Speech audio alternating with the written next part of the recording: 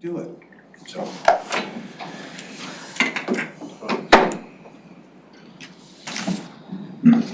right, welcome back, and believe it or not, it is still April 15th, 2020. We are out of our second executive session. Now we're going into the 2020 dockets follow-up. And we have people on the phone listening? They have not joined yet. Anyone? Okay. It's open. So go ahead and remember, you want to frame it for us? Yeah, thank you, Commissioners. This is a follow-up to the briefing that you received from staff a couple of weeks ago. And again, staff was going to walk you through. They provided you with some information related to the specific items that you may be considered to include on the docket. I hope you had the opportunity to review those in detail. And the staff was going to walk you through now for each of those items and ask any questions that you may have, clarifying questions. At the end, we will walk you through as to start having a preliminary decisions as to what items you would like to include on the docket for 2020, 2021. Okay, oh, did you want to say something? Yes. Okay, go ahead. I just want to again remind the Board of County Commissioners that the staff, including the manager Jennifer Davis and the CPED community planning staff, have worked very diligently to be responsive to the Board of County Commissioners' requests to, as Commissioner Edwards framed it previously, get to the bottom of this. Why there are so many items on the docket and what they are. And so we've taken big steps in terms of transparency of having all of those docket items in a single list, and then each one of them to have a single page that we provided to you a couple of weeks ago for your review. And so Jennifer will go through each one of those. I'd also like to point out, and Jennifer will probably do this also, in the last briefing that we had, you asked for 2 extra columns to be added in terms of the date, so that again, we're adding transparency in when we've been receiving the applications and when the board has docketed those items. So just for full clarity, the CPED staff has continued to honor the request of the Board of County Commissioners for full transparency, and the process that we're in now is allowing this full and complete public conversation to occur. So just want to make sure that we're all on the same page, that what Jennifer is presenting is fulfilling the request of the Board of County Commissioners. So I don't have a PowerPoint today, and I'd like us to follow along together with the 2 attachments. Attachment 1 is labeled at the top, 2 board briefing materials today, and those are what Josh referred to. They are the preliminary comprehensive plan amendment docket and the preliminary development code docket. And they're little tables, and they have 4 columns each. And the column on the left indicates the docket number. That's how we track it, how we track public comment. And then the middle has the title and some information about what the amendment is about. And again, you have binders and other information on each one of these at your disposal. The third column has the date we received an original application, either a formal application from the public or a request from staff or a previous board to put this forth for consideration. And then the final column was the date that this item was officially docketed in the past, if it ever was. Some of the items are new, and that's indicated. So before you move on, I'm going to turn to my seatmates and ask, do you have any opening comments before we jump into this? Well, I do have a question. Oh, not a question, any opening statements before we begin the process? No. Do you have any? No. Okay. I just, a brief one, and that is, this is powerfully important what we're doing today, going through the docket code. And it'd be nice to be consequence-free, but we're not. And so this is powerfully important work, and we're being attentive to our duties. And thank you, staff, for always being attentive to our needs as well. Thank you, Jennifer. You're welcome. So I'd like to walk us through, and you remember you have 3 decisions within your scope of authority on each one of these items that ultimately you'll land on. The first is a yes, put it forth on the official docket. Then the middle one is hold it for future work, keep it on the preliminary docket. And the third decision would be to drop it, that's language from our code, from the docket entirely. Okay, so yes, hold, no. So the first item, community-driven review of agriculture policies and programs. This is the item where the planning commission provided a recommendation and we received significant public comment, which we went over at our last briefing. Has a lot of community interest. So let's make sure that we've got so the one pager too is gonna be helpful. So you've got your lists, right? And then find the stack of the one pagers that came with the briefing as well. Got that, please. I have an additional list I need. But you're going in, I'm going in order that they From appear, yep, on your briefing materials, just down starting the with list. the color sheet. Yep, starting with The the orange colored. I think Commissioner Edwards has it in front of him. You're starting on page 3 then? Yes, of your briefing materials, Yeah. yes, page 3 of 4. Okay, Just want to show the one pager. You've got the. Okay. so are there, I guess I'll ask him first if there's any questions about this or if there's a decision anyone's ready to make, yes. I just wonder, I had the stapled packet. Yes. Does it coincide with this? Page 1? It's kind of tiny, but if you look in the top right corner, I see it. it says community-driven review of agricultural policies and programs. Well, that's not the first one that, when I received the packet, it wasn't apparently in this order. Are they out of order or? Yeah, That's what, they related to this, they are they're very much out of order. My packet was in order. from the previous Okay, packet. Well, Previous packet. we were submitted, we were given this earlier.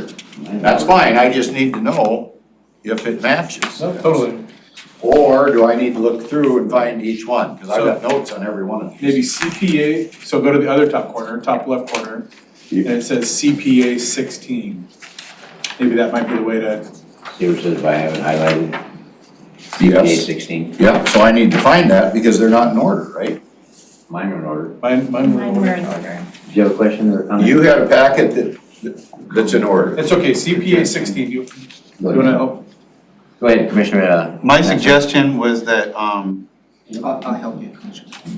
because we're not evaluating these for their own merit. Correct, Decisions we make, we're dealing with a limited amount of capacity. correct. So my suggestion is not to ask us to make a decision on an item until we've gone through all the items, because we'll get lost in where we are, and I don't think that'll work. Thank you. So just a. We've done that in other contexts and it's been a total failure. Okay, so don't worry about saying yes, I'm ready maybe, to or say yes or hold. no. So did you hear Commissioner Mintzer's suggestion? My suggestion is not to have us voting on an item until we've gone through all the items, because this is not, we're not evaluating these on their own merit. They're relative to each other based on the limited amount of staff capacity. I agree with But it that. seemed to me though, the last meeting we talked, the last time we met, we went through every item. We did, So why do we need to do, why do I need to do it again? so, I'm ready to go up and down. That's a suggestion. I am with Commissioner Mentzer on this. Well, I think we should, but to address your thing, I mean, I think we can go quickly if the commissioner, because I've done a lot of research since the last meeting on certain items. So I don't have a ton of questions on most of these, but I do have a few on a couple places. I've got a ton of I got questions you. on. Well, then we just tick through them. okay. So questions? We have to be we just have to be mindful of our questions, and we're not, I don't want to use the word derogatorily, but filibustering with an example, but get to the questions so we can keep going.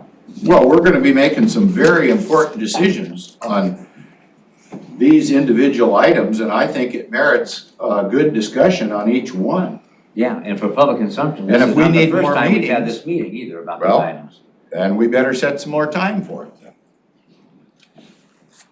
All right. Okay, I'm on page 36 of this packet. I'm gonna follow your lead, community-driven review of agricultural policies and programs. Are there questions that the board has or clarifications that you Are need you on about this CPA item? 16? Yes, I Thank am. you. I'll say that And- number each and- time.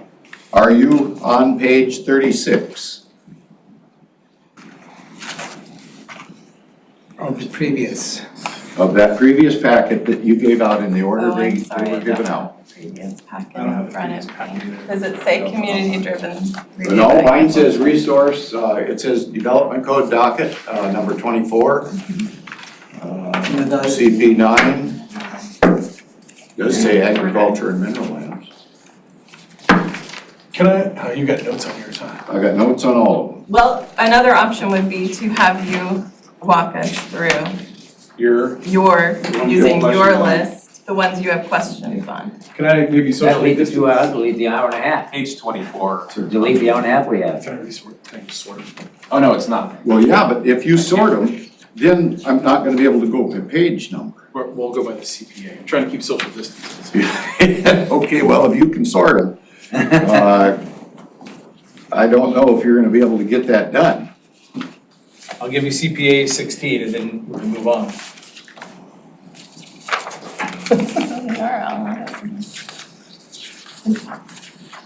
You shuffle the deck? No, I did not. That's the way I got them stacked, just like that. Backwards and upside down? Just like they are right there is how I got The upside them. down piece confused me at first too, and Oh, that's a weird, I that's a can weird put count. those together. I thought maybe it was just to see if you could Oh keep my attention or Page not. 7.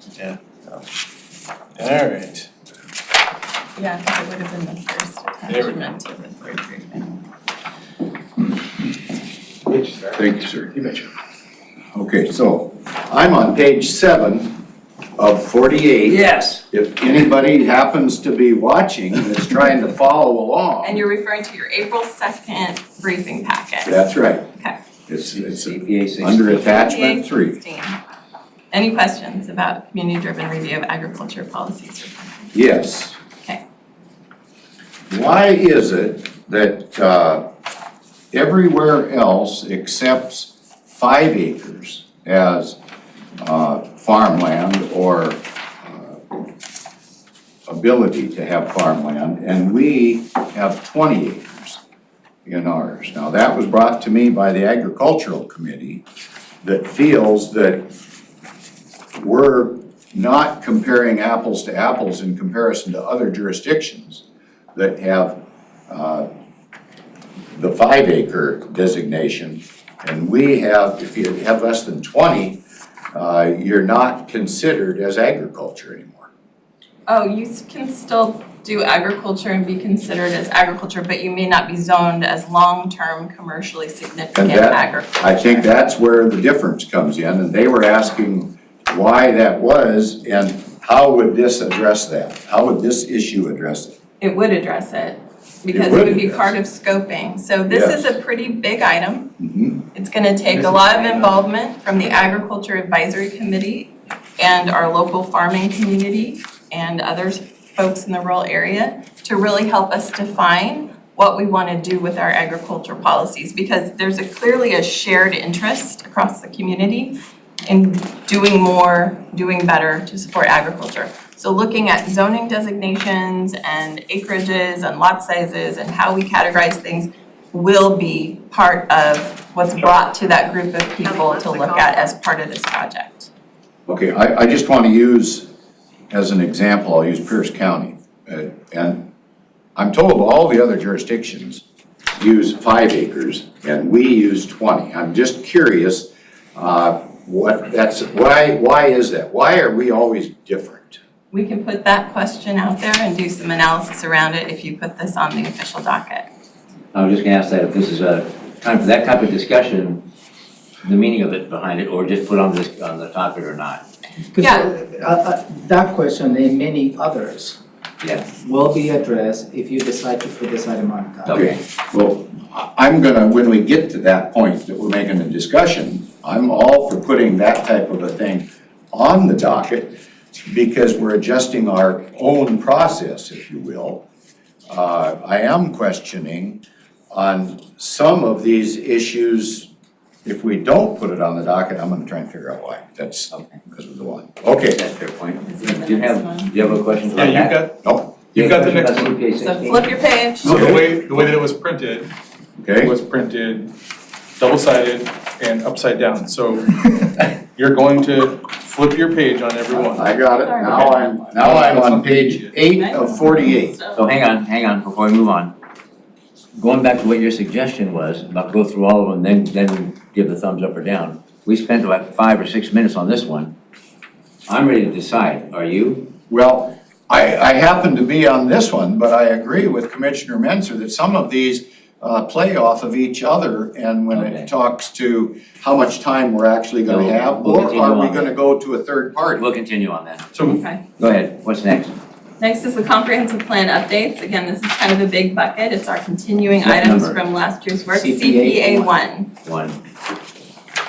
So Okay, it's in order. it includes review of our long-term forestry, our parks chapter, health chapter, and our mineral lands update. It's a big item as well.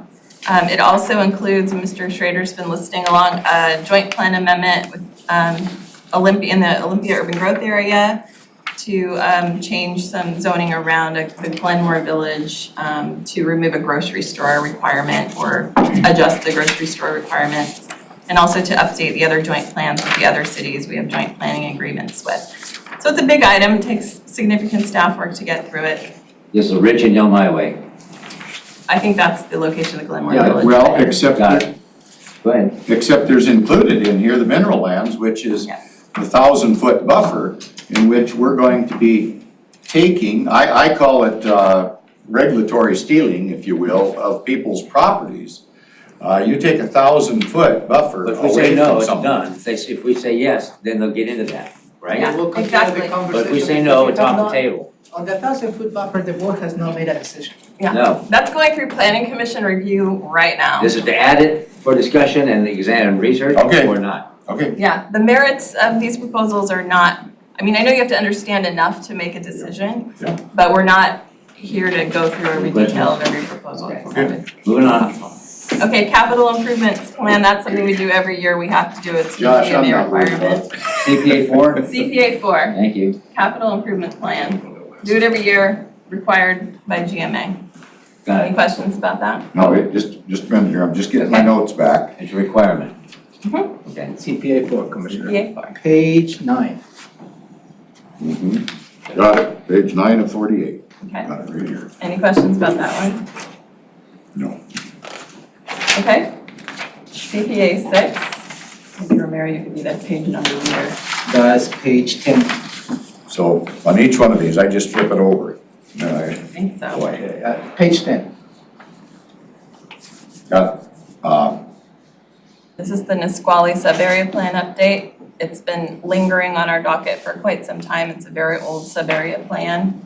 There's no pending legal issue or requirement to update it, but it was placed on the official docket previously. and again, my question is, it's been on there since 1992. I think that's the date of the first plan. Okay, so somebody's been tinkering with this since 92? Nobody's tinkered with it. That's why it's on here, is that folks maybe think it's time to update it. And Yeah, my can I other chime in? question is, what do we get out of this, even if we were to get this done?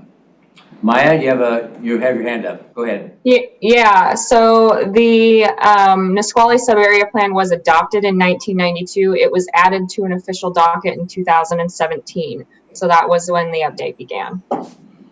Did you get that, 17? Yep. Okay. Good info. It's on this. But what do we get when we get it done? What's the outcome of doing this?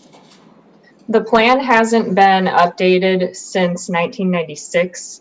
So it's pretty outdated, and it's a refresher of an outdated plan. Community likes having this plan. It's a very community-driven area, so it's really heavily community involved. Okay, but what's the intent of, if we were to move forward this, what is the intent? Is the intent to, I don't know, limit industrial locations, limit housing in the flood zone? I'm just trying to figure it out.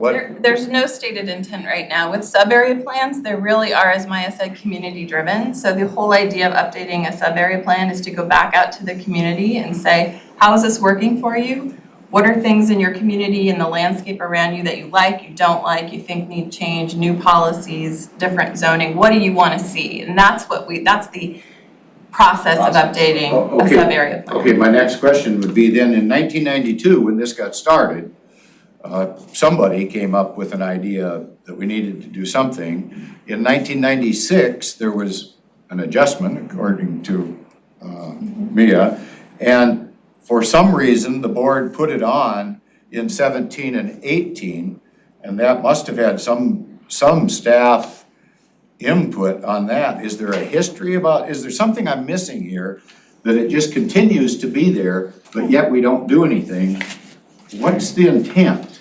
It's an old plan, and the intent is to update the recommendations of the old plan. That's really the intent. We don't have any specific outcome related to this item. The outcomes will be based on the public's perspective as to how they like to see that community developed.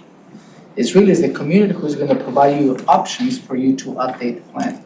So no public comment received, does that mean since 17, since 96? That means during our formal public comment period we just held on the docket. We held that in February, March, and we didn't receive public comment. Okay, good enough. So nobody from Nisqually said, please do the plan? I did not, no. Okay. I will add that we have received comment on the plan during the project phase, not during the docket comment period. So the tribe has been involved with the update, and the community does want the plan to be updated.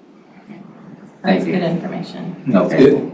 Is there an intent that the community wants? I mean, they must tell you why they want to update it. We'd like to update it so that we can have a certain separation between houses, or so the road That's a doesn't. good question from Maya. Maya, what is the comment from the At project? this time, we've only had one stakeholder meeting, and we really didn't get to dive into the details. So that would be part of the stakeholder work sessions with the community, is finding out what is working well in the plan, which a lot of the community feels that the plan is generally working well, and what could be updated, what policy language could be updated for better.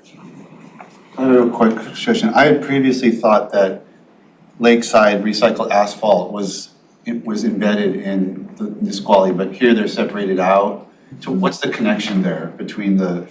That goes back to the history when Lakeside came as a citizen's proposal. The conversation of the board then was whether to include it on the Nisqually sub-area plan or keep it separate.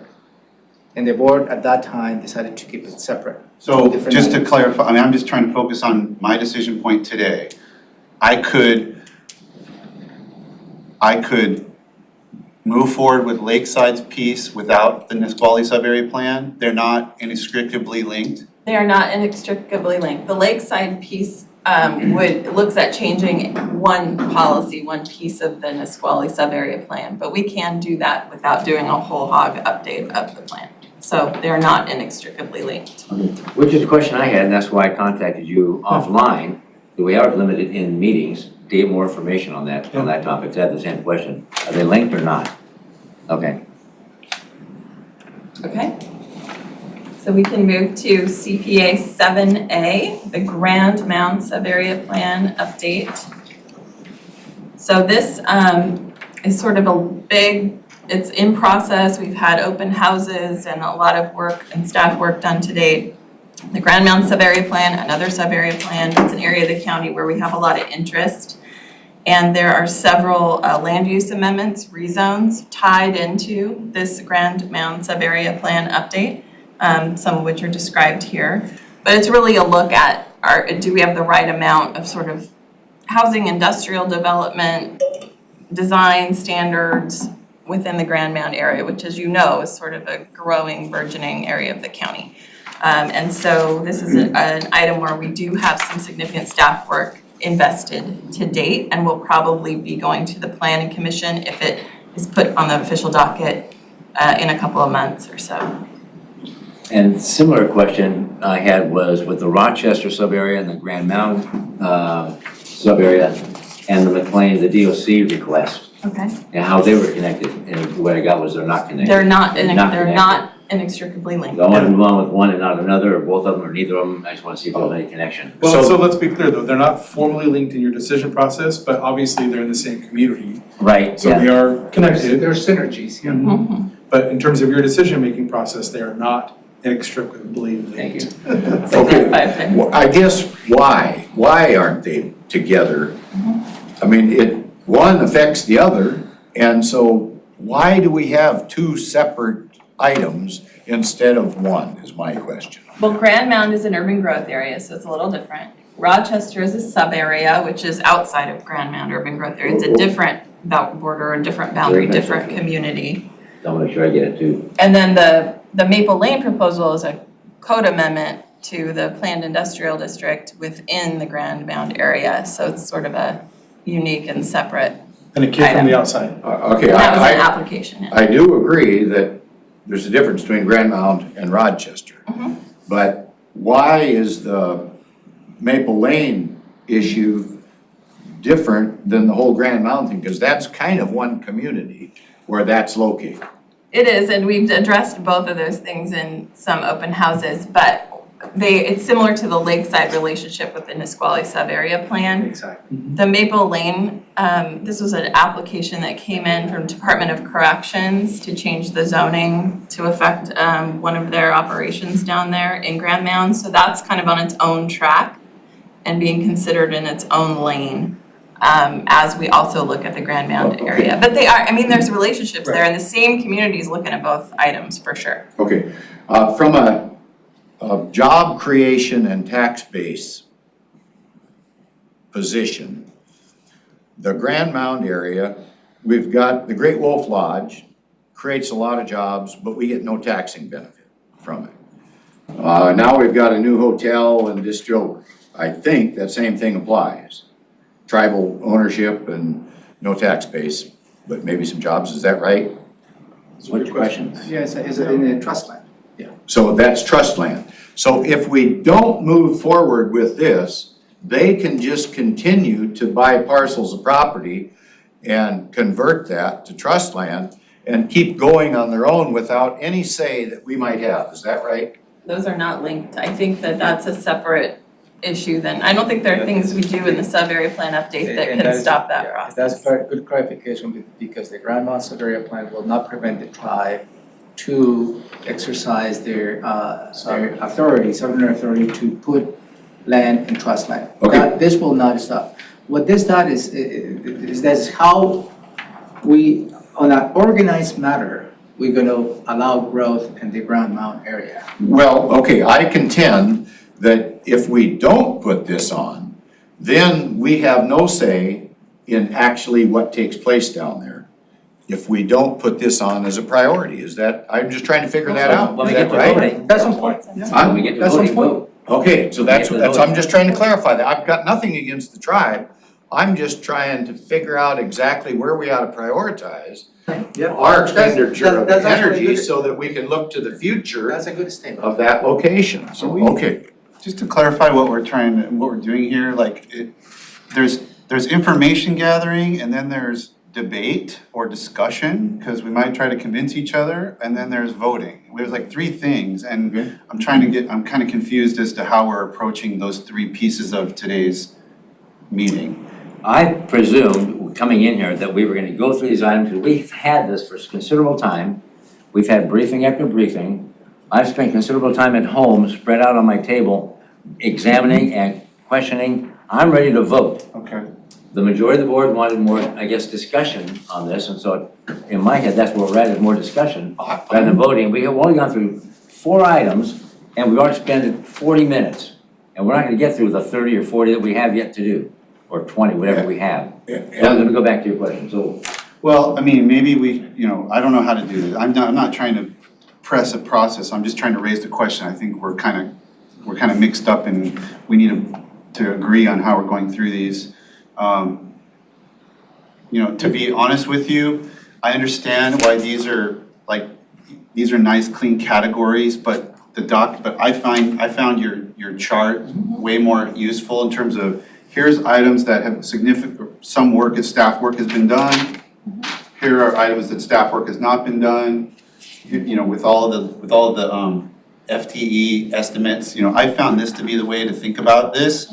And, I would suggest maybe we look at the ones where we start with the category where work has been done. And then decide if we want to pull, because that's a different mindset, right? Pulling something off where work has been done, we could probably get through a lot of them pretty quick. And then there'll be more debate probably on the new items that are on the back page. I don't think we should ever try to do something within a time frame. I think the public gets a raw deal if we set a time frame that restricts us from discussion and try to reach some conclusion about which is more important than others. And I can vote right now on these particular ones, but I have no intention of getting done with 40 items in about an hour. That's not gonna, we need to start working longer hours, spending more time discussing and doing the public's work. Not an hour here and a half hour there and change direction 27 times as we're attending different meetings. We better pay attention to what we're doing right here. I can vote right now if Commissioner Menzer agrees. I'm fine with that, but we're not gonna get this done. I disagree that we can't get it done. I also disagree I'm not being rushed. I'm one of 3 bureaucrats that is delaying the process, and I keep hearing us consistently that bureaucrats get in the way and the process is denied, and the public is denied. And I'm not gonna get in the way. I've had sufficient briefings in meetings. I've had sufficient offline conversations. I've had sufficient time at home to study this and do the homework that the public hired me to do.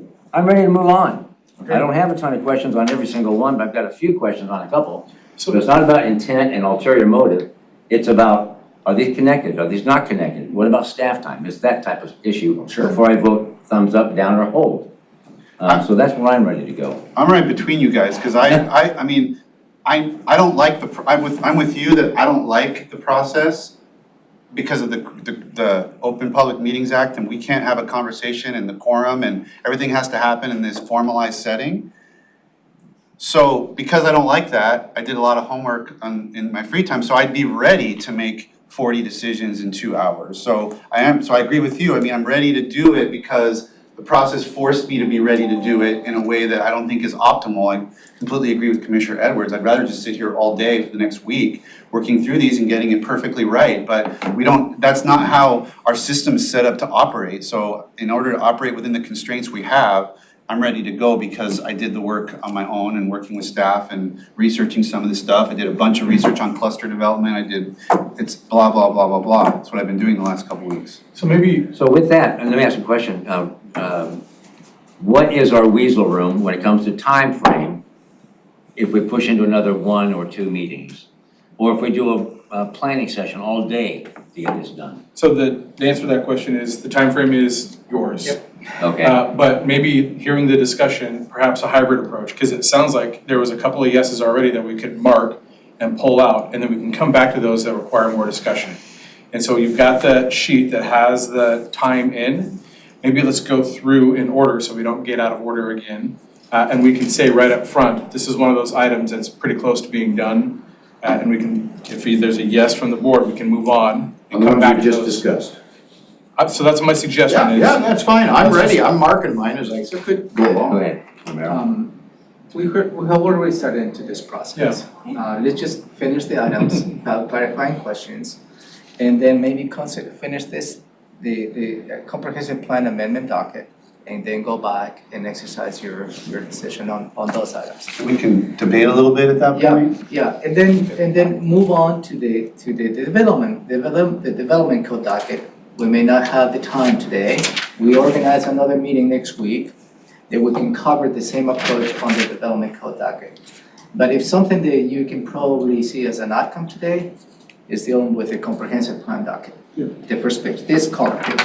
I like that because I want to walk away with some type of move forward and a win. So we'll just go through, answer your questions, and then go back, Okay, and then I'm gonna be a stickler about getting it right before I vote to do something. I wanna make sure I've done all that homework that both of you have described as well. I had notes on everything. But I'm not satisfied because I am not a planner, so I have questions about this whole process. And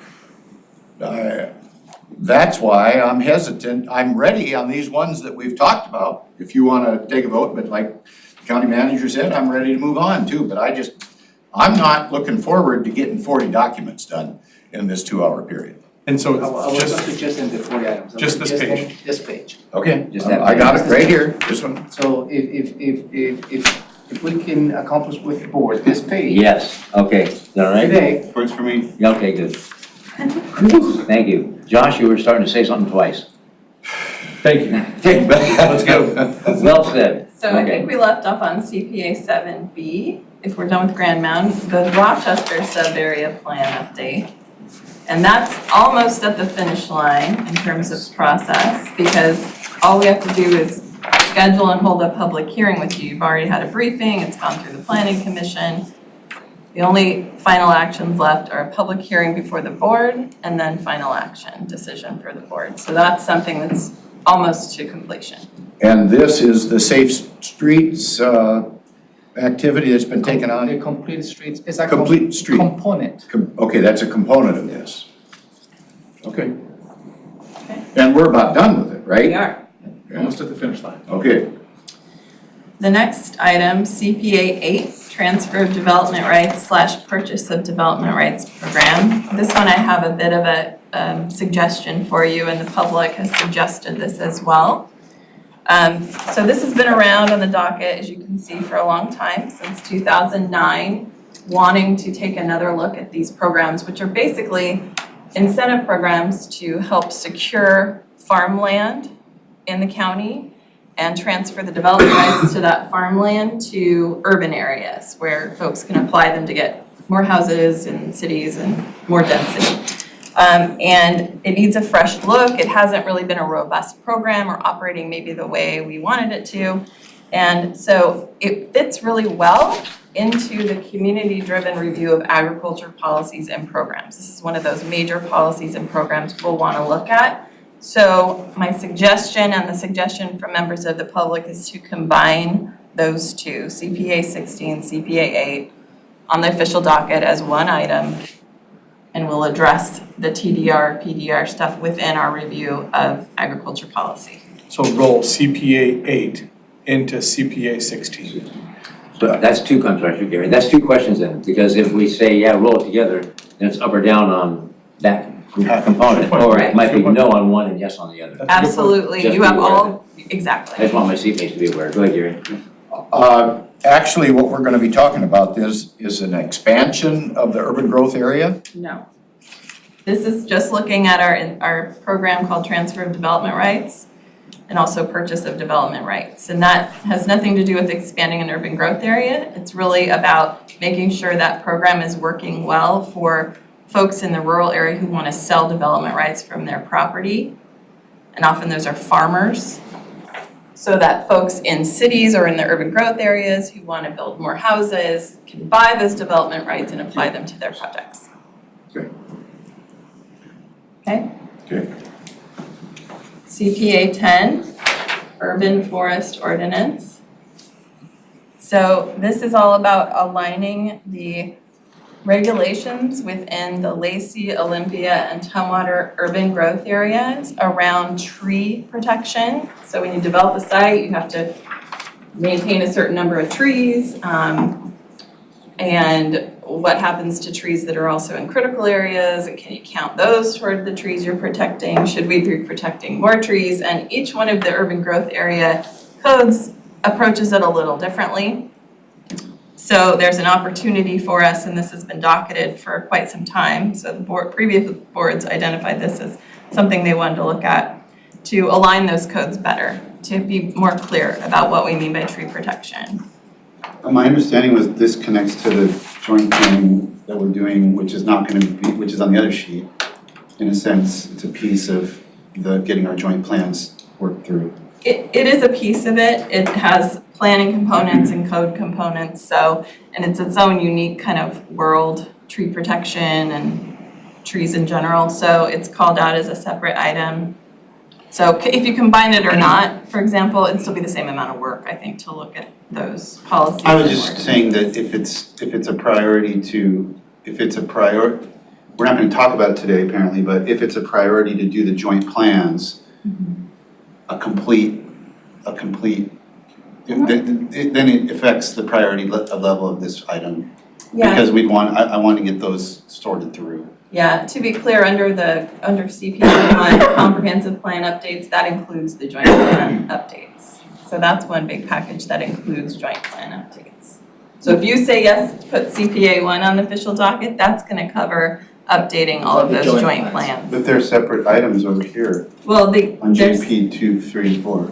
oh, those are the codes, so you're looking at the development Yes. docket? Yeah, so that's the code side. So first you gotta get the plans aligned and the policies updated, and then you gotta do the codes. So they would go in sequential order. But isn't there a piece of the codes? Yes. That relates to getting these tree protection ordinances aligned? Yes, 100%, So we need to think of those, my point is, we need to think of those together. yes.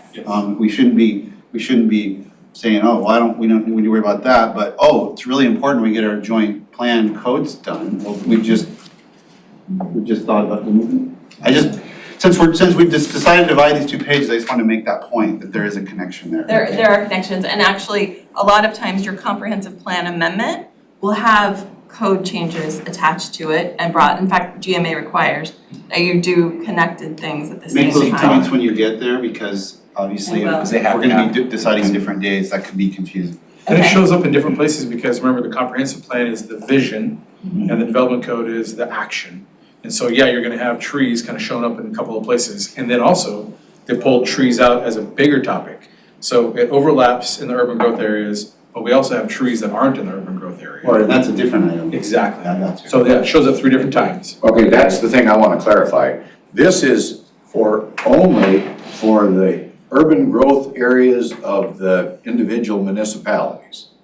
This Yes, is. there could be, if you're looking at tree protection ordinances, we might wanna also look at what we do in the rural area, because we wanna be, we try to align our policies to make it easy on staff, and for people coming into the counter, they kind of like it when they know what to do wherever they are. Well, So we want to look at all of those things when we update our tree protection ordinances. And I can't tell you what those updates will be or what they'll look like right now. I just know that it was identified as a previous board as a priority to look at it, and that's all I'm bringing you today. from my estimation, there's a big difference when you talk about combining those for review. There's a big difference between rural America and urban America. Yes. And I don't want to see those No.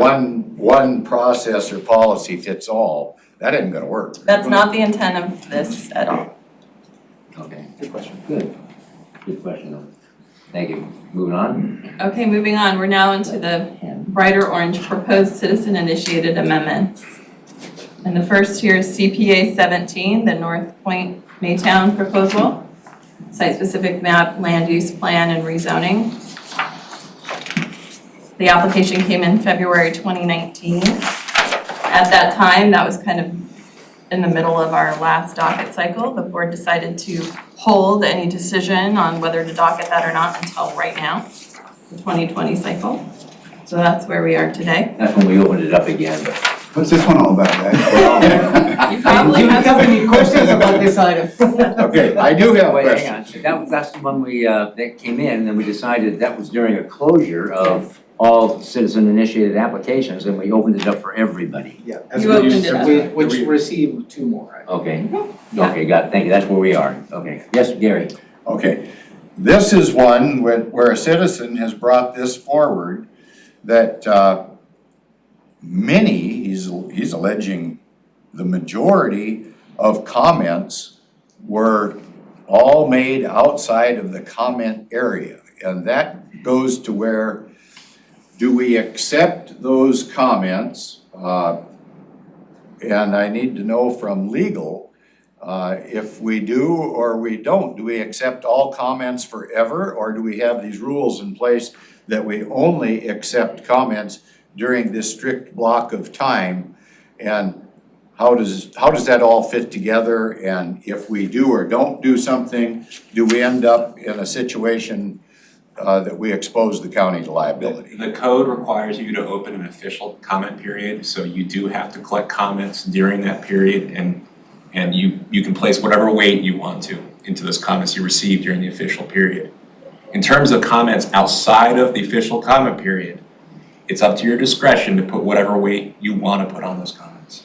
On February 6th, this board decided to honor all of the comments they had received to date in So it sounds like 2019. the board already did make the decision that it would consider Affirmatively beyond. said you do not need to submit comments on North Point because we'll carry those comments we have received over the 2019 period and run off forward. So, and you made that decision as a board. That was within your discretion. Okay, so that activity that has taken place, does that then necessarily, that means that we don't have a restricted time for comment? Is that what I'm hearing?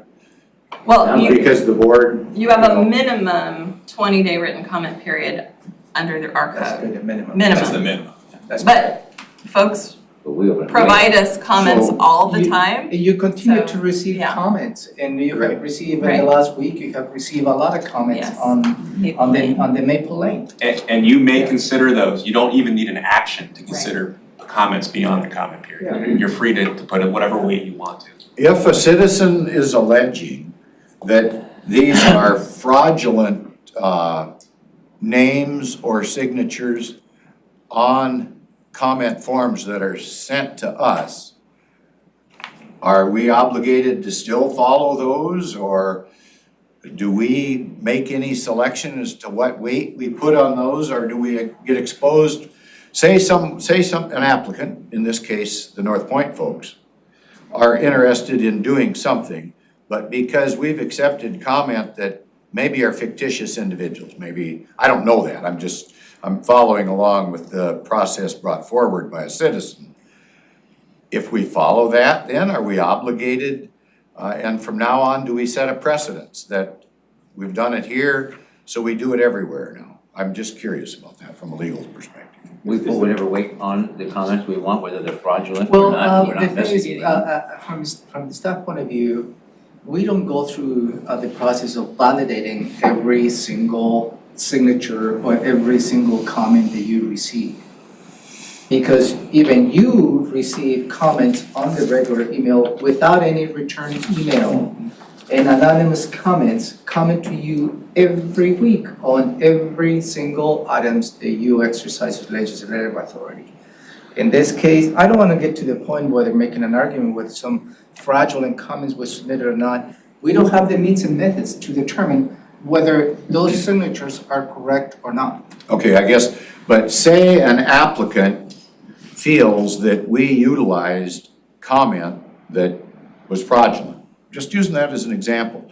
Does that open the door for that applicant then to bring litigation against the county and might give us exposure to litigation because we used information? I mean, if we were doing something on a ballot issue, everything has to be verified. So am I hearing you don't have to verify anything and you just kind of Okay, take it for what it's worth? What's the answer? You know, you all have to take the information that's provided you through staff. They screen it, they have methods for providing comment. There's, individuals' names on there, signatures on various different comment forms. There's a wide variety for public input. To the extent that we're receiving fraudulent, let's say we're, comment, what I would say is that you consider all the comments and objectively determine whether or not that resonates with you, right? And this, again, I want you all to remember, this is not a voting process. This is different than a balloting process that you oversee through the board. And so what's different here is you don't count votes and decide how that happens. You're taking public input to help determine your decision that your elected decision making. So, to the extent, you have the information that you have things that have been submitted through a variety of means.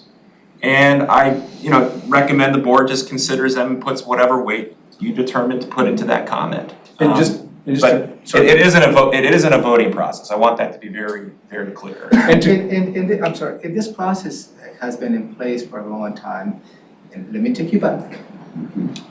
When you were considering the courthouse project, you received from a citizen a signature sheet that included close to 400 signatures, addresses, names. We didn't verify. And we have the obligation to present to you what we received. And it's exactly the same process that we're exercising today. Josh? Thank you. I mean, that's exactly right. And the point I want to make sure that we clarify is that staff accepts the comments. We do not screen the comments. We sort the comments, and we provide all the comments to the Board of County Commissioners.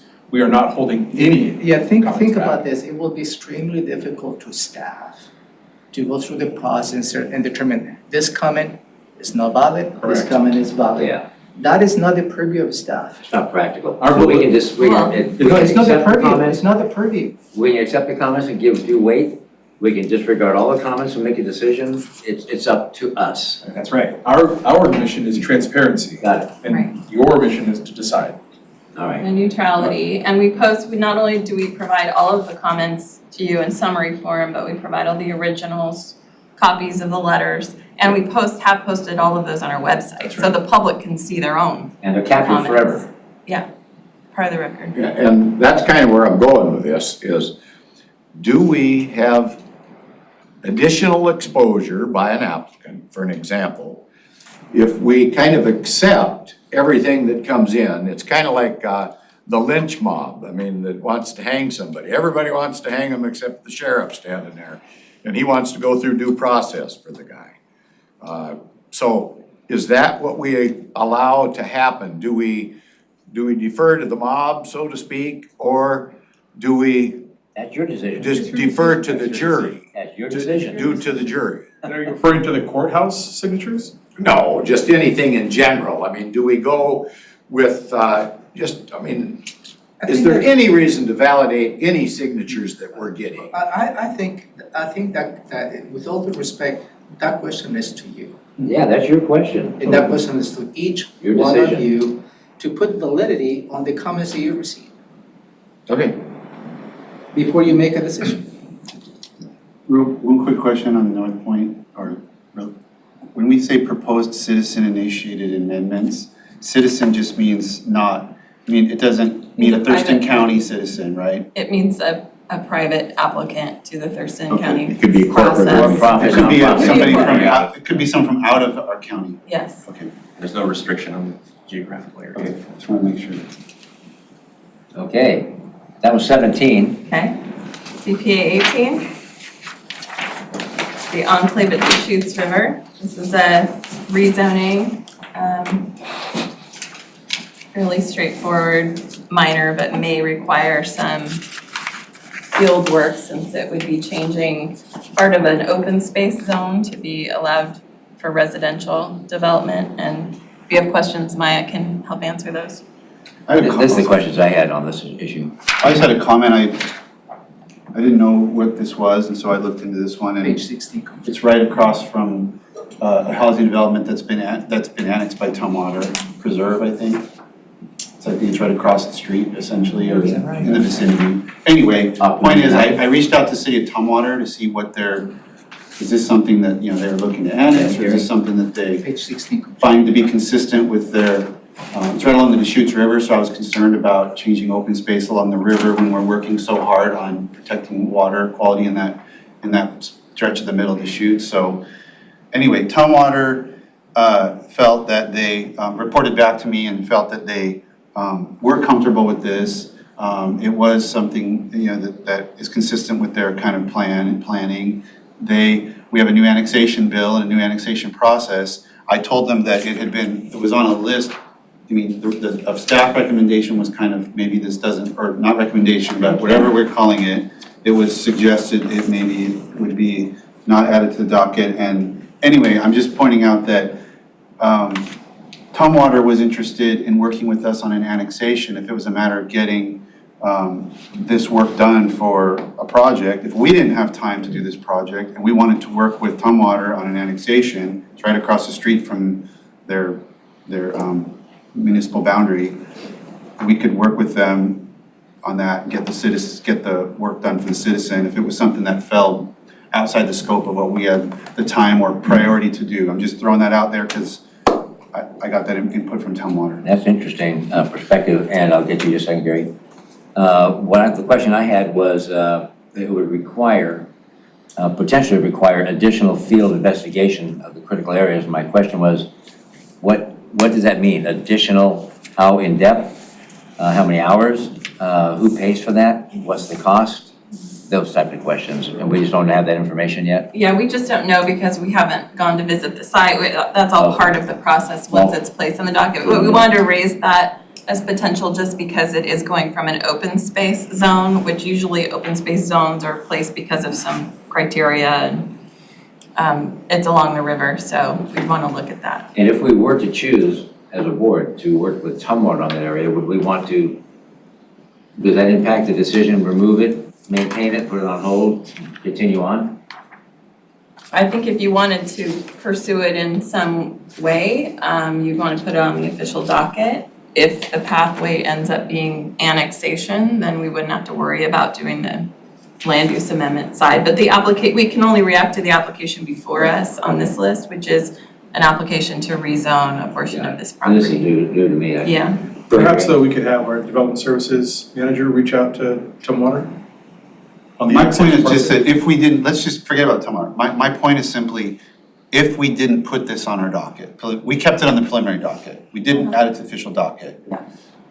That wouldn't in any way preclude us from then saying, hey, let's talk to Tumwater about this other Not at path all. that might, without having to add to your work burden, Right. get the job done and the houses built for the citizen, for the developer in this case. Yeah, it's another mechanism. I'm just, yeah, that's all I wanted to throw Or in. maintain it to the 21, 22, Leave it on the preliminary. leave it, yeah, okay. And this is in the Tumwater UGA, I take it? Yeah.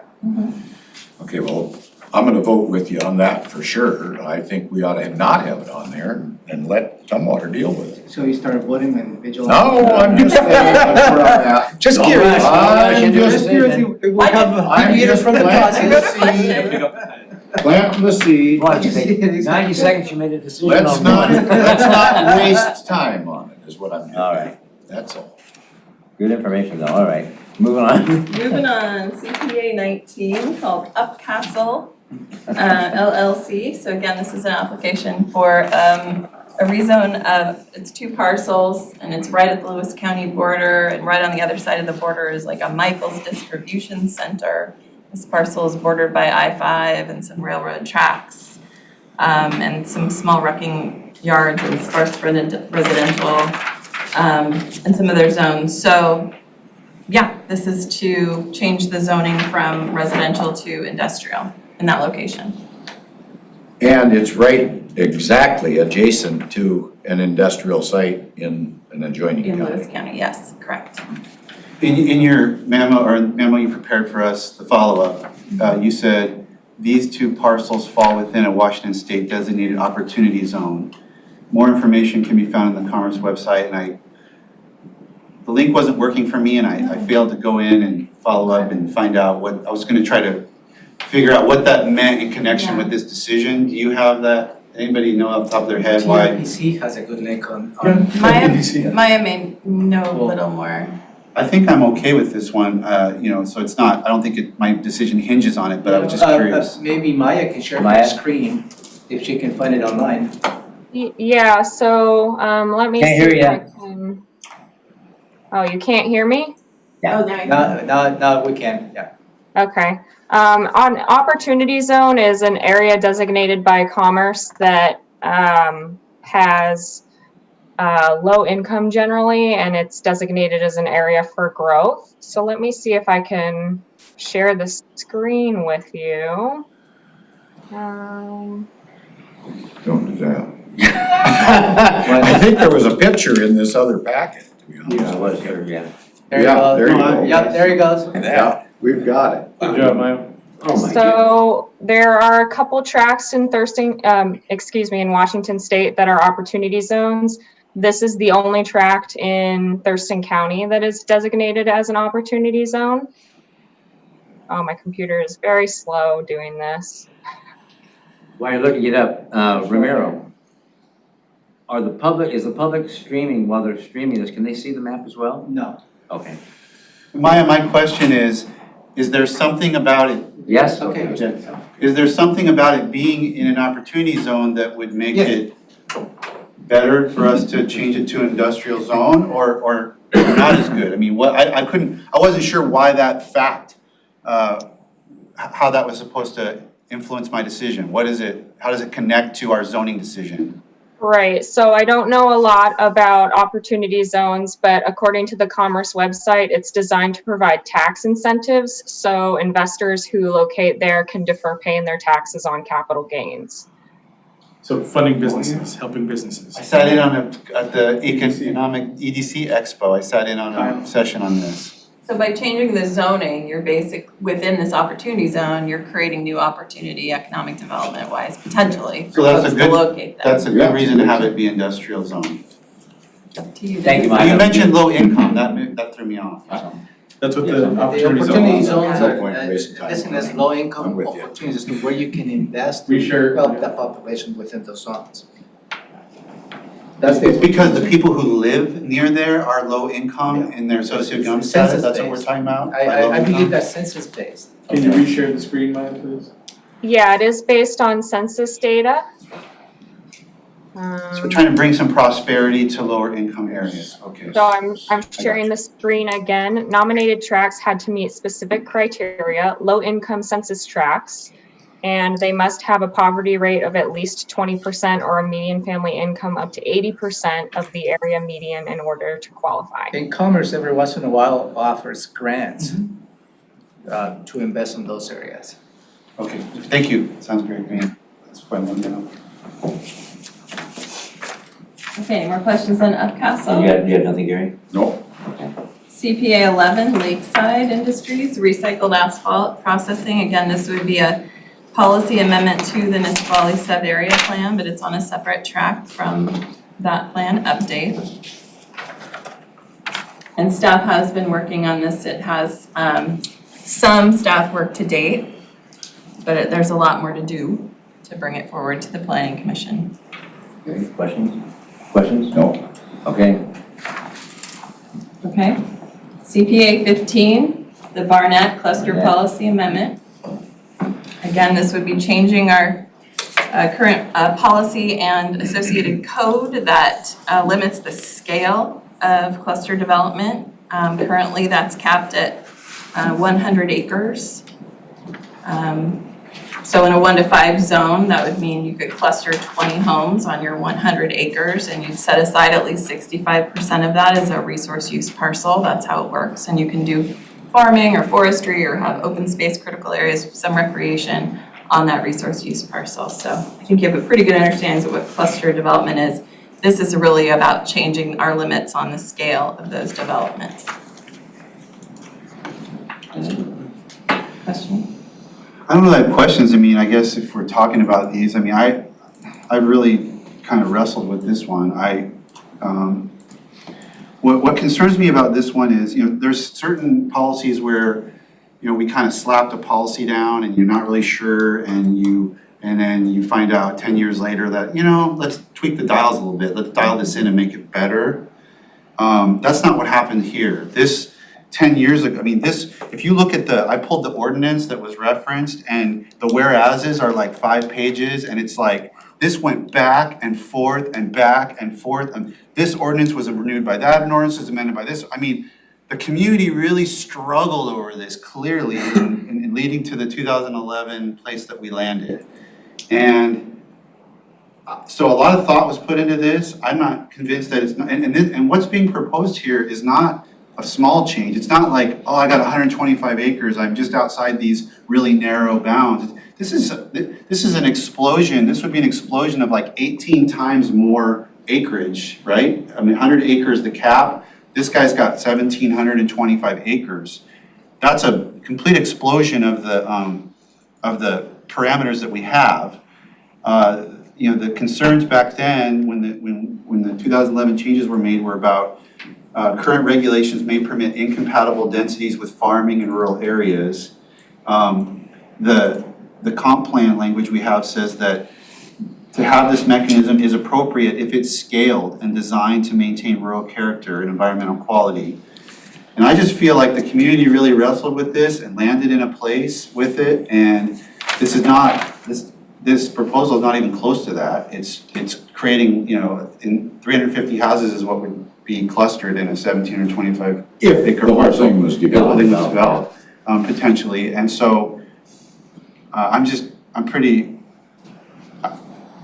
see the arguments on both sides, but I'm leaning against doing this kind of a change, Go ahead. given the history. I guess, being we're in discussion on this, my feeling is that it's better to do it the way they're proposing with the cluster than it is to put 350 homes on that same property, all spread out with all the roads and accesses and individual wells and everything else that comes along with the current zoning. But isn't there, like, Yeah. with, for example, we're not allowed to have a sewer system, whatnot. So you get to a point where when you cluster so much, you're overwhelming what septics can handle and what and I mean, you get to a point where you are creating an urban situation not urban, but. Okay, I mean, you do bring up septics, can I follow up on that? Yeah. I feel it's a big misconception on septic systems versus sewer systems, but run by municipal operations, sewage plants like Lot, that they are less detrimental to the environment. I believe properly run on-site septic systems do better for Mother Nature than any of the municipal systems that we have in place today. Although it's well intended, they're still dumping straight into the Puget Sound. 5% of that of what they're going through is all completely contaminated, untreated, no removal of pharmaceuticals or anything. So I think that there's a big debate yet to come probably about what is more beneficial. Having blowouts of hundreds of thousands of gallons when we have a rainstorm, for example, straight into the Puget Sound versus somebody that maybe has a deficiency in a septic on-site system. As soon as you can't flush the toilet, which is 5 gallons or something away, you're gonna fix it. Fix it right away. You're gonna fix it right away, so I think there's Just an debate to be had example on of that, yeah. I'm sorry, yeah, I think Jennifer had something to add. Jennifer? Oh, wait. Anyway, Yeah. to cap my point, that was just an example of how when there's a scale issue and when these clusters get to a large enough scale, I don't know I'm not an expert yet, I'm trying to learn about Me this. either. There's some point, I don't know exactly where that point is, but I think there's some point at which when you get to a certain scale, the cluster development kind of overwhelms the rural character. And even though and so I think that has to be a consideration, and it was a consideration for the previous boards and the reading I've done on this issue. And he also wants to put in that industrial, or the ag business park down there on some of his property, I believe. I am not familiar with And he the wants specific development and he also wants to mitigate a large chunk to the, to mitigation for habitat. I mean, this particular applicant, I think, has they have large acreage, and I think they're pursuing lots of different avenues Yeah. about what they want to do with that acreage. This amendment would be applicable to this particular property owner and then any other property owner in rural Thurston County. And if It they has have, bigger parcels. if they have larger than 100, Right. suddenly they would be able to, not suddenly, if you decide to lift the cap, they would be able to then have a larger cluster development than we would currently allow. So there's probably a multiple. Thank you. On the water quality issue, I contend, and I'll use the Rochester area as an example, that has very porous soil all the way down to the water table. That a development down there, and we received testimony on that from the Rochester Water Company the other day, the nitrate level where that heavily congested and built-in area is actually the nitrate levels are lower now with all that building than they were with farm activity going on that property. In that case, I think it had to do with manure sprinklers and spreaders that were constantly putting effluent on the ground, which then filtered into the water table. So I think we have a situation where the water is actually better because of that development versus ag activity. And and then that comes back to what we determine as detrimental. The state and the federal government allow 10 microns per billion or something, where state and feds do. The county. Feds is 10, state's Feds is 5. 10, okay, 10 and 5, but we've determined that 2 is the marker, which I think is wrong, and we're gonna have future discussion on that. Who's where we start to. I know, but it's kind of apples and oranges at some point here, if we're not all playing by the same information, so. I'd also add that Dr. Barnett has been, over the last couple of years, in contact and communication with the city of Tenino regarding hooking, depending on which way this goes, of hooking that cluster to their sewer system as well, and they have the capacity for it. And that would be, in the long run, beneficial for the city of Tenino, Yep. because they don't have enough hookups to make their operation effective. And it would help the other ratepayers currently. So, I as mean, well. there's a lot of things that come into play here. Okay, anything to add? Just that extending sewer and water service outside an urban area into the rural area is difficult under the Growth Management Act. Currently. Has gotten us sued in the past. No, jeepers. Okay.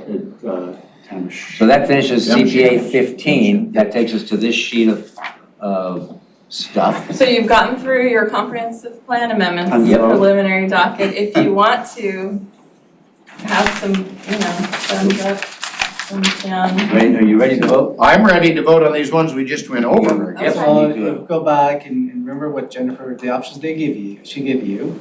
And on the first one, you heard also whether you want to combine CP 16 and CP 8, if you choose to include those items. Let's see how the vote comes out first. That was CPA 16 with, Because there's not gonna be any point to doing it if we have a 0-2, okay? So side thumb is to keep on the preliminary and down thumb is to remove. That would be good. Move to official, keep on Although preliminary. I will ask you to exercise your vote since we have somebody join us on the Okay. Oh, conference yeah, call. speak them out loud. So the thumbs up, may not materialize that. So CPA 16, CPA 16. 3 thumbs up. You get a vote. Oh, thumbs up, yes. Yeah, three thumbs up. Touchings. Let's see our name. Well, 3 thumbs up, I think. Okay, I unanimous. mean, unanimous is easy. Okay. It is. So just to, if you can clarify the options again, Yes. just make sure for the public. Right. Okay. So the options that you are voting on right now, and again, we call it a vote, but it's just a decision that you're making, is to either thumbs up means yes, put it forth on the official 2020-2021 comprehensive plan amendment docket. And then a sideways thumb, or however you're gonna express that, is to keep it on our preliminary docket for potential future work down the line. But we're not gonna immediately get to it in 2020, 2021. And then a no is to remove it from the docket entirely. Got it. Correct. Okay. CPA 1. CPA 1. Comprehensive plan updates, Update. including joint plan updates and the one zoning update to the Glenmore Village site. This is the Ridge Road and Yelm Highway, that area, Tom Schrader. I say yes. Okay. Add Yes, it. Add it. Edwards, yes. Three yeses to add it to the docket. Okay, CPA 4, capital improvements plan. Yes. No. CPA 4, capital improvement plan. CIP. No, I'm gonna vote against it. Okay, so to add to the docket 2-1. Yep. Commissioner Edwards did not. Okay, CPA 6, Nisqually sub-area. Wait, I Oh, need to back sorry, up. I'm sorry. Even though it's required under the state law, Yes, we update it annually as a practice. okay, and I'm not trying to convince you one way or the other, I just want to be sure you understood that it's required by law. Well, we've got so many requirements on us and we don't get a lot of them done, so my concern is that we have adequate time to do the ones that we really will help economic development. A clarification, this item you received, you approve as part of the regular budget. Items including the CIP, capital facilities, capital improvement plan, are the items, project specifics, that you allow staff to work on. And there's road projects, there is parks projects, facilities projects. If those items are not included on the CIP, staff cannot work on those. They're gonna be included on the CIP. I think that we're in a situation here with this virus, that we're in a new world, that we might not be able to follow every issue. Go ahead. I brought that up only so, I didn't know if you were looking at the right sheet, or, I just want to be sure you had that information, I'm not trying to sway you one way or the Yep. other. You're talking about two, or CPA one, right? CPA Four. four, CPA four, required in state law, Yeah, okay, okay. okay. All right, next is CPA CPA. 6, Six. Nisqually sub-area plan update. And, okay, This is Nisqually. I'm not gonna vote for it because it's been on there since 1992, and I don't even see what we're gonna get out of it if we get there, so. And I have it maintained. You have three options, right? Yeah, so I'm going down. How when the break, so the only option now that we have is obviously by putting on the preliminary docket and taking auto, so your option is outweighed. You want to add it? I want to put it on hold to continue to 21, Why am I 22. outweighted? Because And yours is a no. the two I'm options, voting against the you. two options results in no adding it to the docket. Oh, but mine is to maintain it. Well, there's On two hold, votes not to remove it. There's two votes to have it on the docket. We should have Commissioner Edwards decide which of our two he Commissioner wants. Hutchins is putting the preliminary docket, Yeah. And I'm putting on the official docket. okay, so. There's no logical reason to choose mine as the one that's spaced out. You're not the Am I outlier. right, Vince Lawyer? You have three different decisions. Yeah. Yeah. We don't have a majority at this point. So you're not an outlier. There is a majority that says do not remove it from the docket. Me and Hutch. There's also a majority that says don't put on the official docket, Hutch and Gary. So that's what I. So it's a stalemate and then it doesn't go on the docket. I don't know what happens to it. And you're saying yes to the sub-area, you're saying no, and I was in the middle? Yeah, I mean, I'm saying, Okay. we've been on it since I don't know how we would resolve 1992. this. Then I just resolved it. Yes, maintain it, put it on the docket, keep it there. Put it on the official document. The official docket So or we- preliminary? Oh, the thumbs up is the official. Official? The official. Okay. Okay, I'm not trying to say that it's wrong, I mean, it's just a reality, I'm just trying to figure out what That's all he's happens. asking for, it hasn't been done, they want it, I'm all for that. No The public, best action no for public you all comment. is to try to Just figure a way one. forward. There was I'm no only public. saying, and let me just, No, mine says no. Maya, the Nisqually sub-area, there was one comment? We didn't receive any during the docket comment period. However, throughout the life of the project, the tribe has been involved and the community Since has been involved. 1992. And they do want to see that plan updated. And that was that from 92 or is that from 2007? The plan was last updated in 1996, I believe. It was officially docketed in 2017. So we didn't 2017. begin the update until Okay, 2017. thank you. let me just make a point that so the citizens know where I'm coming from. So we have a category of items, some of them overlap the stuff we're not doing today, but on which previous boards have placed it on the official docket and staff has done work. Sometimes a lot of work, sometimes a little bit of work. I started from a premise that unless I had a super good reason, I'm gonna honor that's previous staff work and those prior board decisions. So this is one of those categories where I don't have a strong feeling about this, but it was on the list of things that previous boards prioritized. Staff has put work into it. I don't have a good reason not to move forward with it, so that's why I am supporting it going back on the official docket. I'd like to know what staff's put into this. Well, Maya mentioned a stakeholder meeting. there was I don't know. some stakeholder work done when it was put onto the official docket initially. I'm trying to find the notes. Yeah, so we had a stakeholder meeting in early 2018, I believe, or maybe it was 2019. And there was an open house at the tribe where the community could come and ask questions. After that stakeholder meeting, the project was put on hold because work was directed to the comprehensive plan at the direction of the board. Does the Nisqually tribe, they're in favor of the sub-area plan? Yes, and the tribe was involved in that stakeholder group. Okay. Go ahead, I'm sorry. Well, I was just saying, maybe I'm confusing this with Lakeside, but I remember at one point, early last year, staff brought forward a proposal for a briefing, and we had a robust discussion about what kind of stakeholder process we wanted to have with the Nisqually sub-area plan, whether we wanted to have a full-on advisory committee. I got outvoted, but obviously there was a staff work that went into developing those proposals, preparing the briefing materials, bringing those to us.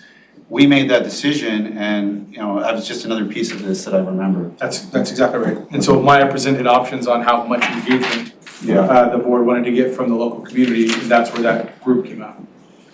So any more to add on that, Maya?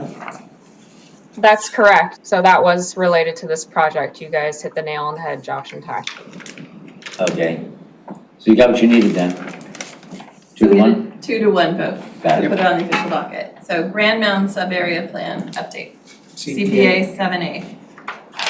Whoa. Okay, yeah, that was 6. Okay. So hang on, let me catch up here. There we go.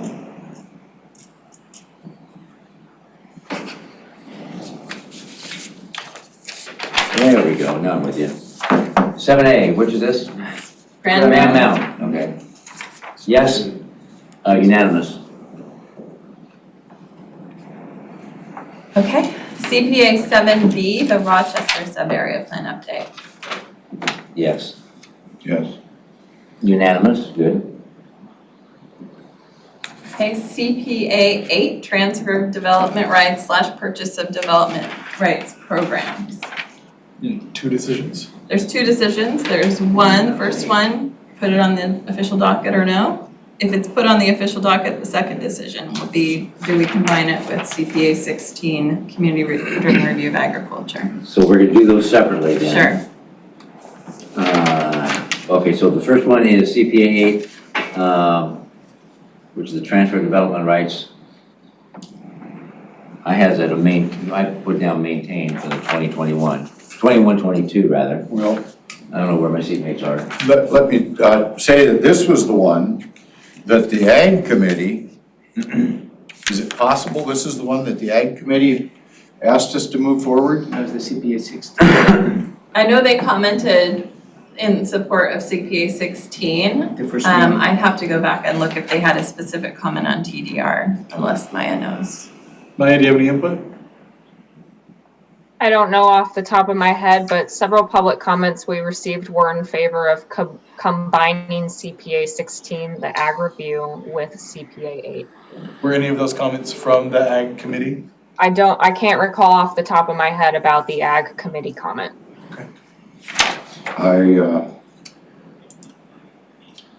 I guess I'm gonna go sideways on I that. put on hold for 21-22. Commissioner? I'm in favor of putting it on the docket because you're arguing that it connects logically to the agricultural review, which I support, so.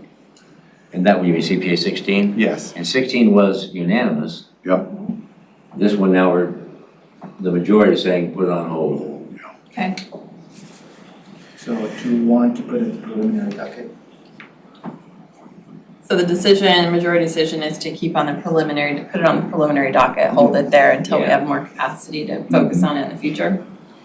That was the vote. Okay. CPA 10, urban forest ordinance.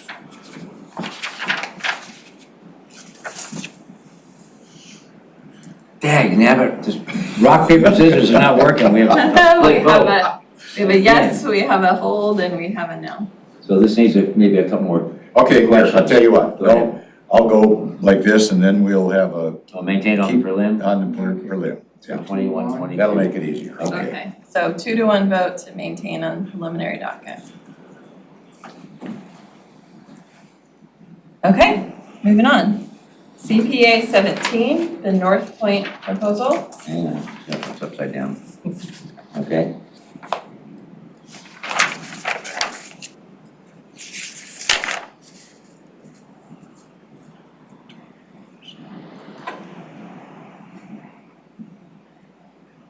Well, I'm gonna vote to put that on only because they've already paid their way.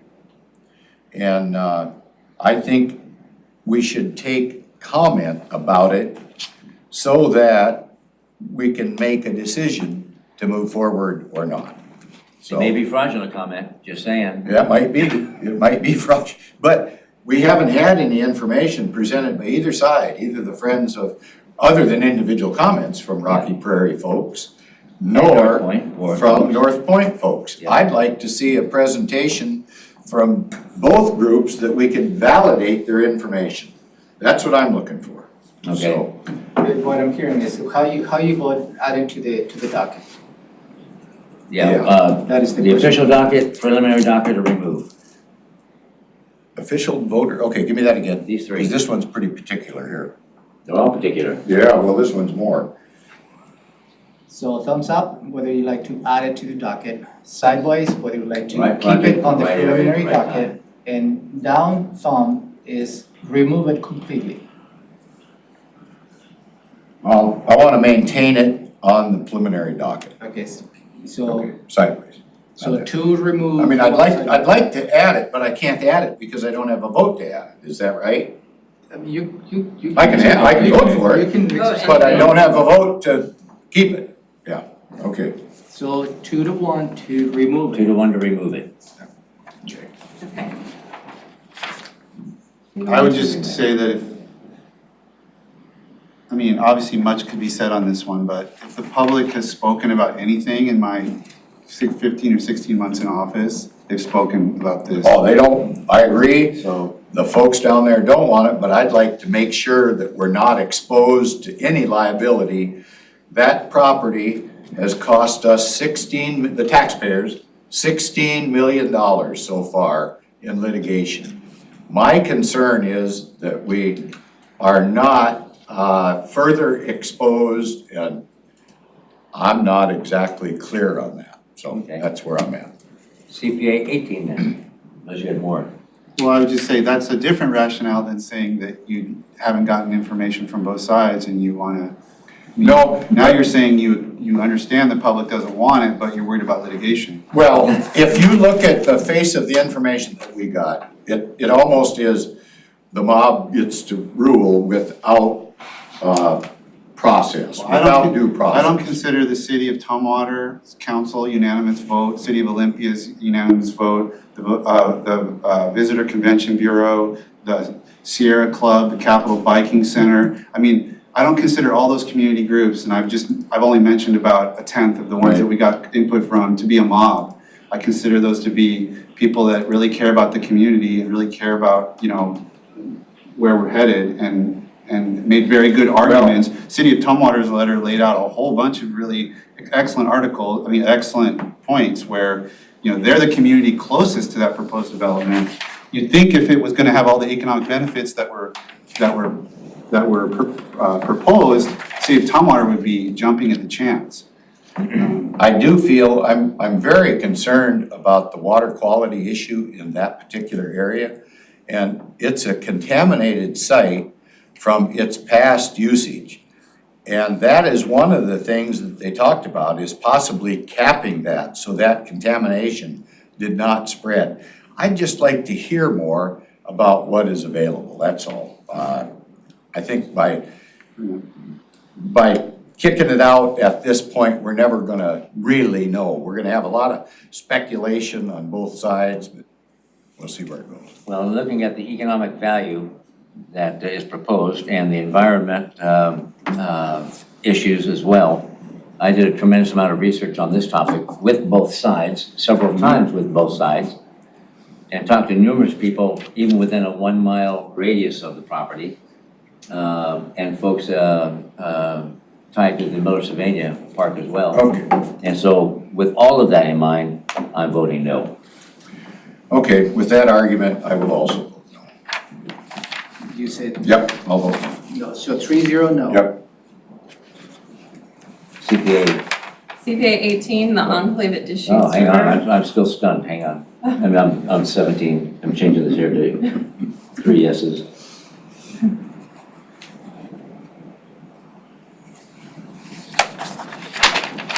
Jennifer, you're on now. CPA 18, the enclave at Deschutes River. Land use amendment.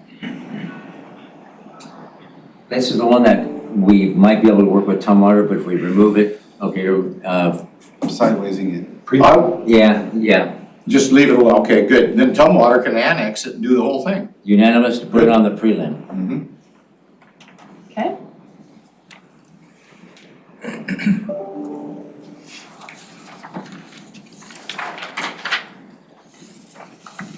Okay, CPA 19, the Upcastle land use amendment. 19. This is the opportunity zone, which is what we're talking about. Right, the rezone to industrial. That's next to Lewis County. 3 yeses. To add it to the docket. To add it to the right? Add it to the docket? Yep.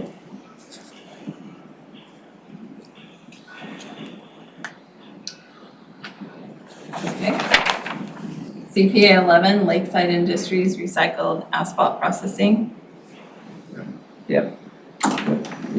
Okay. That's 3 yeses to Add it. Add it. add it to official docket. That's good. Okay, CPA 15, the cluster policy amendment. Oh, yeah. 2 to So we 1. have 2 yeses to add it and 1 vote to remove it. Okay. All right, so I'm gonna summarize for the good of the order. CPA 16 is moving forward to the official docket. CPA 1 is moving forward to the official docket. CPA 4, A little bit slower for me, oh, please. sorry. You're fine. CPA 4 is moving forward to the official docket. CPA 6 is moving forward to the official docket. CPA 7A is moving forward to the official docket. Wait, now, that's 7A. And did we connect that with A9? We didn't. No. No. Okay. CPA 7B is moving forward to the official docket. CPA 8 is being held on the preliminary docket. CPA 10 is being held on the preliminary docket. CPA 17 is being Jennifer, removed. could you Yes. give me 8 and 10, CPA 8 and 10? CPA 8, that was the TDR, Uh, transfer development rights, being held on the preliminary docket. Okay, and 10 as well. 10 also held, Okay. that's the urban forest ordinance. Okay, CPA 17 North Point being removed from the dockets. CPA 18 Enclave at Deschutes River being held on the preliminary docket. CPA 19 Upcastle rezone, it's being moved to the official docket. CPA 11 Lakeside Industries being moved to the official docket. And CPA 15, the Barnett Cluster Policy Amendment is being moved to the official docket.